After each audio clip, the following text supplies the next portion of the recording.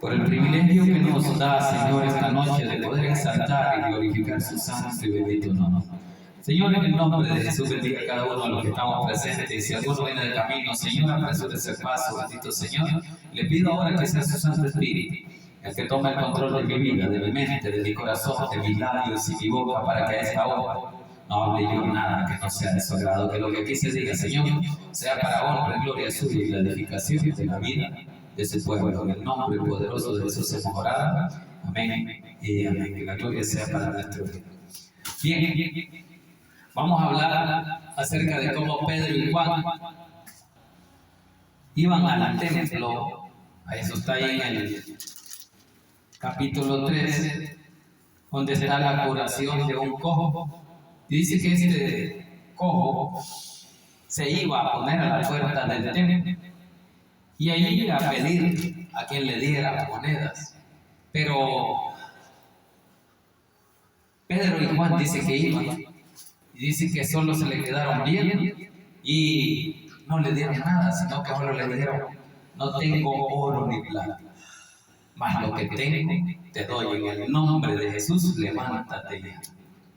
Y así fue que dice ahí, ¿verdad? Si ustedes leen el capítulo 3, ahí dice, ¿verdad?, que curación de un cojo tiene por título ahí. Y allí luego está el discurso de Pedro en el pórtico de Salomón, donde le están reclamando, ¿verdad?, que como que él es el que hubiera hecho el milagro.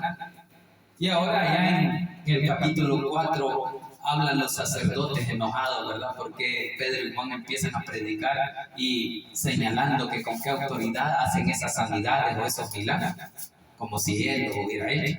Pero dice allí de que Pedro no es el que hizo el milagro, ¿verdad?, ni Juan, sino el poder de Dios, el poder del Espíritu Santo obrando en la vida de este hombre, que después de tantos años recuperó los pies para caminar. No porque estaba ahí cojo, no podía caminar, solo pidiendo, pero ahora que ya lo sanaron, ahora sí los anda siguiendo a cada uno de ellos hasta el templo. Dice ahí que entró saltando y corriendo ahí. Bien, pero iniciamos ahí en el capítulo 4, versículo 1, dice: hablando ellos al pueblo, dice, vinieron sobre ellos, ahí está, los sacerdotes, con el jefe de la guardia del templo y los saduceos. Vaya, ahí hay dos puntos importantes. Dice que ellos estaban hablando y al pueblo y vinieron a ellos los sacerdotes, y no llegaron solos, sino que llegaron con los guardias, listos para capturarlos, porque querían una explicación. Entonces dice de que llegaron con el jefe de la guardia del templo y los saduceos. En aquel tiempo los sacerdotes tenían sus guardias, así como el Papa tiene sus ciudades, tiene su ejército, tiene sus vigilantes y todo, ¿verdad? El Vaticano es una ciudad, tiene banco y todo. Entonces así ellos tenían el jefe de la guardia ahí, y dice que llegaron con los saduceos, los guardias. Pero empecemos ahí, ¿quiénes eran los saduceos?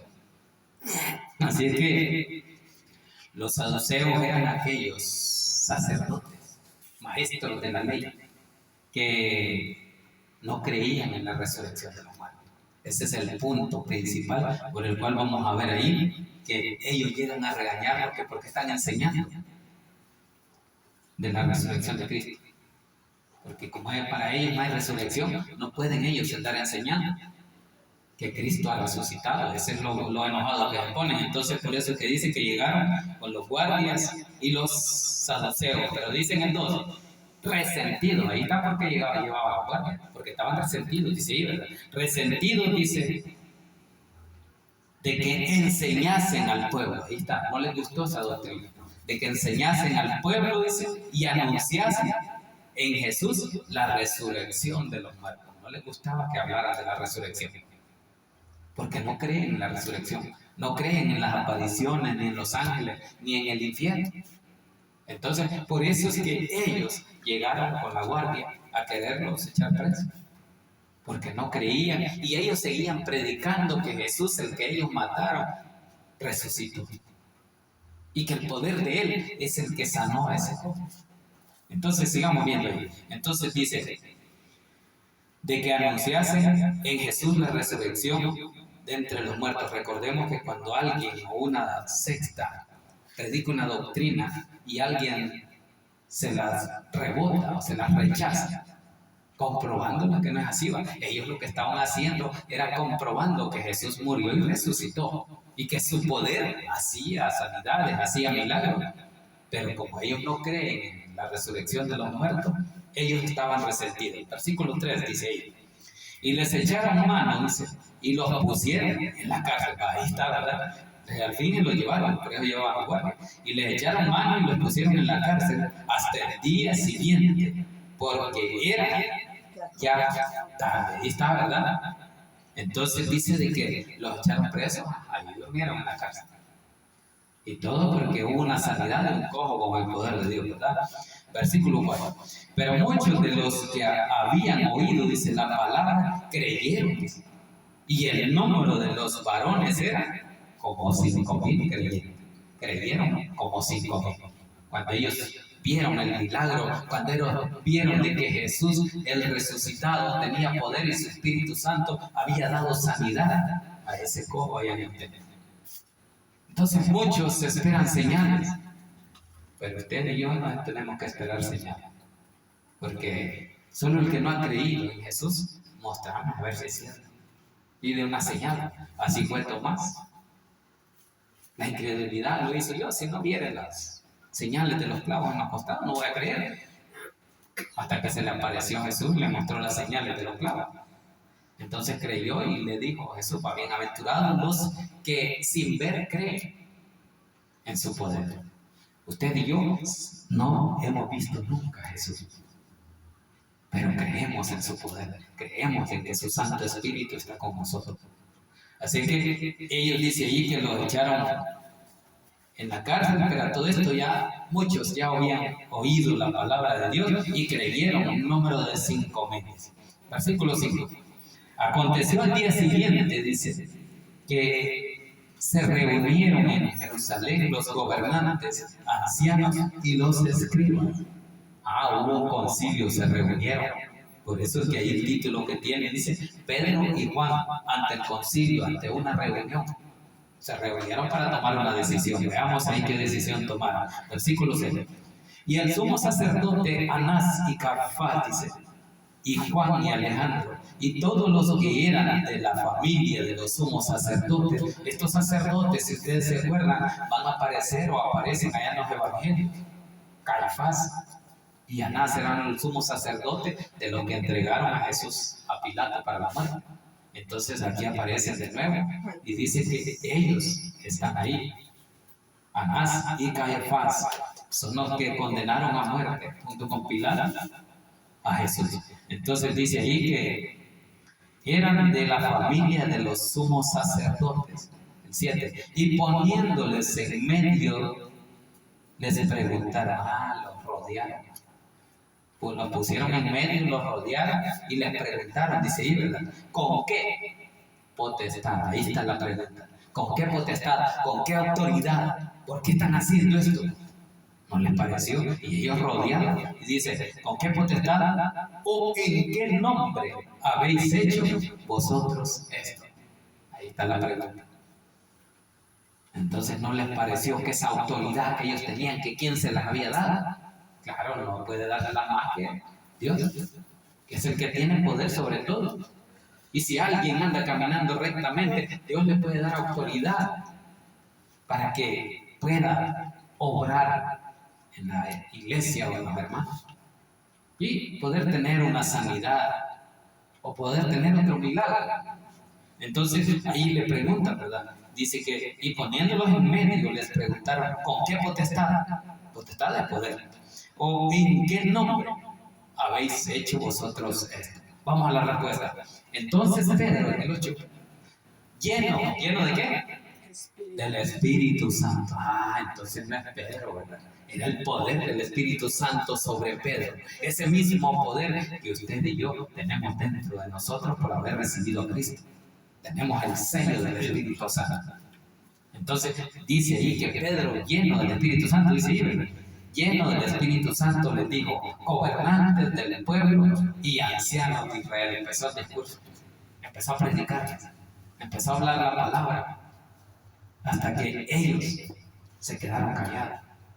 Sigamos ahí, entonces dice que lleno del Espíritu Santo. Alguien que no está lleno del Espíritu Santo no puede hacer eso. Porque solo el que tiene el poder del Espíritu Santo puede hablar, predicar o sanar con autoridad en el nombre de Jesús. Ajá. Entonces, versículo 9.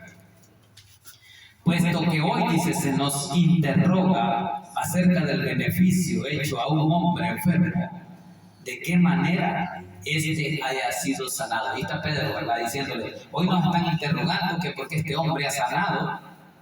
Dice aquí, ahora dice en el 10, sea notorio a todos vosotros. Ahí está. Dice que vienen como 5,000. Y dice que a esos 5,000 le dice, sea notorio o que se note entre todos vosotros. Eso es lo que dice ahí el 10. Sea notorio a todos vosotros y a todo el pueblo de Israel, que en el nombre de Jesucristo de Nazaret, a quien vosotros crucificasteis y a quien Dios resucitó de los muertos, por él este hombre está de vuestra presencia santa. Ahí les aclaró de un solo. El mismo Jesús que ustedes crucificaron, él mismo resucitó y por medio de él, ese hombre está santo.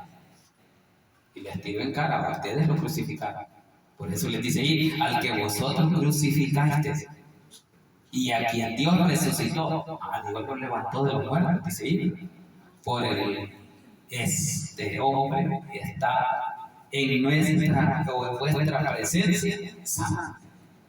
La sanidad viene de Dios, la suerte viene de Dios. No es que dice uno, yo tengo suerte y no es a creer que no, ya suerte ya está, dice Dios la puso, porque Dios sabe lo que va a hacer. Entonces, en el nombre de Jesús, primeramente, el que mataste, dice, el que crucificaste, es el que ha resucitado. Dios lo resucitó y lo levantó de los muertos. Y ahora, por su poder, este hombre es sano. Usted y yo tenemos esa sanidad que Cristo nos dio. Porque nosotros estábamos enfermos. Porque el pecado enferma. Pero Él nos sanó, Él nos quitó el pecado y nos limpió. Ahora somos sanos, como este hombre. Satanás lo tenía allí cojo. No podía levantarse. ¿Por qué? Porque estaba atado. Pero vino Jesús y le sanó, le quitó esa atadura. Ahora Él se para y alaba a Dios.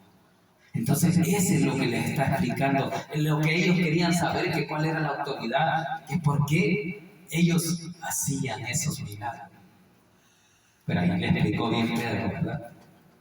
Y es que así usted y yo tenemos que explicarle a los que no conocen de Cristo, que con el poder de Dios, nosotros por la fe podemos tener esperanza de vida eterna. Y un día Dios nos va a levantar de los muertos. Así como Dios levantó a Jesús, Jesús nos va a levantar a nosotros. Nos va a resucitar. Por eso que la palabra dice en Tesalonicenses 4, de que los muertos en Cristo resucitarán primero. Eso es cuando Cristo venga. En el momento del rapto.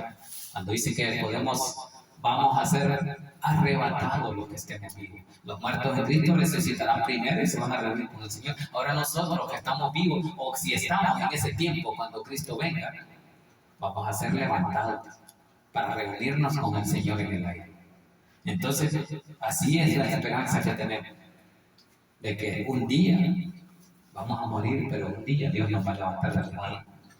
Versículo 11 dice, este Jesús dice, es la piedra reprobada por vosotros los edificadores, la cual ha venido a ser cabeza del ángulo. Ahí está, ¿verdad? Este Jesús que ustedes desecharon, dice ellos, porque es cierto que ellos lo desecharon.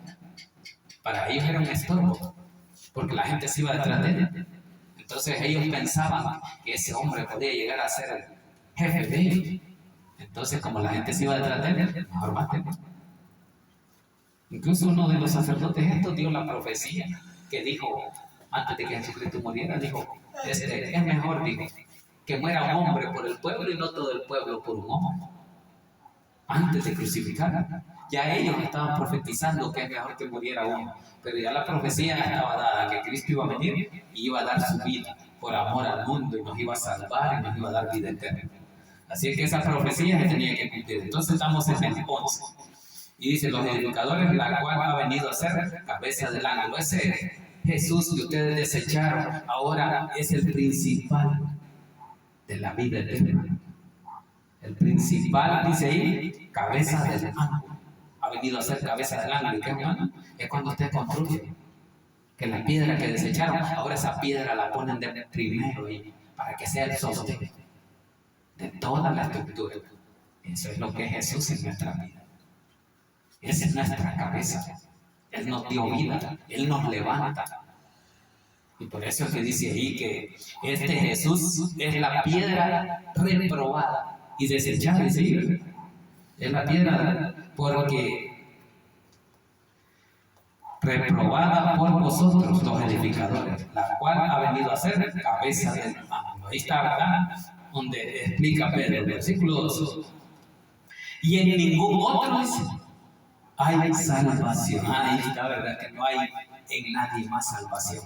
Que no tenemos que ir a nadie más a pedirle salvación, a pedirle vida eterna. ¿Por qué? Porque en ningún otro hay más que en el nombre de Jesús. Eso es lo que dice el 12. Y en ningún otro hay salvación, dice, porque no hay otro nombre bajo el cielo dado a los hombres en que podamos ser salvos. Ahí está la salvación. Por eso todos tenemos que ir a Cristo buscando en Él el perdón, arrepentidos de nuestras faltas, de nuestros pecados. No hay otro nombre que nos pueda dar salvación más que Jesucristo, hombre. Entonces, por eso usted y yo sabemos que no tenemos que seguir a nadie más. Vienen muchos hombres, muchas sectas, pero usted, si no sigue a Jesús, no hay salvación. Eso es lo que está diciendo. Sin Jesús no hay salvación. Eso es lo que dice el 12 y dice, y en ningún otro hay salvación. ¿Por qué vamos a buscar salvación en otra secta, en otra religión? Porque no hay otro nombre, dice, bajo el cielo. Hay todo el cielo. Eso es lo que dice, bajo todo el cielo no hay otro nombre dado a los hombres en que podamos ser salvos. Es el único que Dios dio a Jesús. Ningún hombre la va a salvar, lo va a salvar, ni ninguna mujer. Dios ya mandó a quien nos iba a salvar y ese era Jesús. Él es el que vino a dar su vida y con esa muerte en esa cruz y su resurrección nos dio salvación y vida eterna. Esa vida eterna en la que nosotros tenemos que estar seguros de que está en nosotros. Esa esperanza de que al morir hay vida eterna. ¿Por qué? Porque tenemos a Cristo. Para eso murió Él. Eso es por la fe, no es por lo que yo haga, dice Efesios. Dice que es por gracia. La salvación es por gracia, no por obra, dice. Para que nadie se gloríe. Entonces nadie puede decir, yo me he ganado la salvación. No, es Cristo Jesús que vino a dar la salvación y por eso el apóstol Pablo dice, por gracia soy salvo, por medio de la fe. No por obra para que nadie se gloríe. Sino Cristo hizo la obra que nadie más puede hacer. Muchos sacrificios pueden haber, pero no hay salvación. ¿Por qué? Porque ya Dios puso a quien iba a darnos salvación y vida eterna. Él dijo, mi hijo va a ir y va a morir en esa cruz, va a dar su vida, va a sufrir. Y Jesús mismo lo anunció que iba a morir, que iba a ser azotado, que iba a padecer. Incluso Isaías, el profeta Isaías, antes de que Jesús muriera, él lo profetizó. Dijo que iba a morir ese hombre que Dios había mandado a darnos vida eterna y en la cruz iba a sufrir. Pero en la cruz Él clavó nuestras enfermedades, dijo Isaías, allá en el 53 de Isaías. Allí fueron clavadas nuestras enfermedades, en la cruz del Calvario. Allí entregó Él su vida, allí sufrió. Y nosotros tenemos que ser agradecidos por lo que Jesús ha hecho en nuestra vida. El darnos vida eterna no es de todo el tiempo, no es de todos los días, y no es de nadie más, sino Jesús es el único autorizado por Dios para que nos dé vida eterna. Y por eso nosotros sigamos a Jesús. Ese es el punto principal de este mensaje, de seguir a Jesús, porque solo en Él hay salvación. No hay otro nombre. Entonces no nos inventemos otro nombre. Como en aquel tiempo a Jesús le habían puesto muchos nombres. Le decían Yahvé, le decían Elohim, le decían Elán, muchos nombres. Pero cada uno según su significado, ¿verdad? Ellos siempre igual que los árabes, ellos le dicen Alá, que quiere decir Dios para ellos. Pero pues nosotros sabemos que Jesús, y Jesús significa salvación. Por eso es nuestro Salvador. Porque cuando nosotros decimos, ¿quieres recibir a Jesús como su Salvador? Estamos diciendo que Él es el Mesías. Mesías es Salvador y Jesús significa salvación también. Sigamos ahí. Voy a ir terminando. 14 vamos a terminar. Dice el 13. Entonces viendo el denuedo de Pedro y de Juan, y sabiendo que eran hombres sin letras y del vulgo, se maravillaban y les reconocían que habían estado con Jesús. Ahí reconocieron los fariseos o los saduceos, que eran maestros de la ley, de que ellos habían estado con Jesús y que eran esos pescadores sin estudio. Por eso dice hombres del vulgo, que quiere decir vulgar. Hombres vulgares que no saben nada, no son preparados. Ajá, pero cuando el Espíritu Santo llega a su vida, aunque usted no sea preparado, usted habla bien. Y eso es lo que dice ahí. Y dice, y sabiendo que eran hombres sin letras, sin estudio, y del vulgo, se maravillaban y le reconocían que habían estado con Jesús. Le reconocieron, donde ellos les dijeron, nosotros estuvimos ahí con Jesús. Y vimos cuando ustedes lo crucificaron. Terminemos en el 14 y 17. Y viendo al hombre que había sido sanado, que estaba en pie con ellos, no podía decir nada en contra. Ahí estaba, ¿por qué? Estaba la prueba. ¿De qué? Del poder de Dios. Las señales que ellos pedían, ahora las tenían ahí. Entonces, por eso dice que se quedaron callados. Y ya no podían hacer nada ni hablar nada, porque ahí está la prueba. Si decimos algo, el pueblo nos va a reclamar.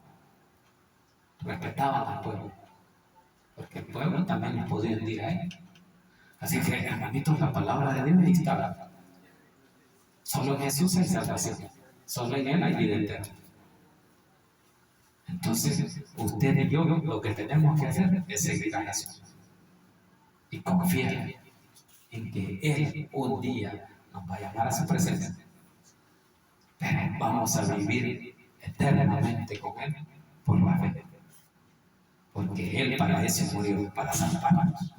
¿De qué? De la condenación eterna o del infierno. Porque dice de que hay dos caminos, un ancho y un angosto. En el angosto no cabe mucho, es el camino hacia Dios, hacia el cielo. Pero el ancho, toda la gente va. Hay un camino ahorita, ya la otra semana, la fiesta. Mucha gente va a ir.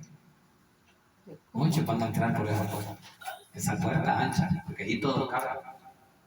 Pero pocos van a seguir a Jesús. Pocos van a ir a la iglesia porque, como andan ocupados en la fiesta, prefieren eso en vez de ir a la iglesia. Pero usted y yo tengamos esa convicción de la fe en Jesús, de que Jesús nos ha puesto el sello del Espíritu Santo y vive en nosotros. Y si vive en nosotros, nosotros no tenemos por qué andar haciendo cosas de Dios, sino cosas que agradan a Dios. Nosotros vamos a tratar de agradar a Dios y no agradar al mundo, porque el que agrada al mundo es amigo del mundo, y el que es amigo del mundo, dice la palabra, que es enemigo de Dios. No podemos andar en la rueda. No podemos andar en las dos cosas. No se puede servir a dos señores, dice la palabra de Dios. O servimos al diablo o servimos a Dios. Pero que vamos a andar para allá y para acá, no se puede. Así que la palabra es muy clara, hermanitos, que la gloria sea para nuestro Dios. Incline su rostro y démosle gracias a Dios por esta palabra. Buen Dios y Padre, que estás en la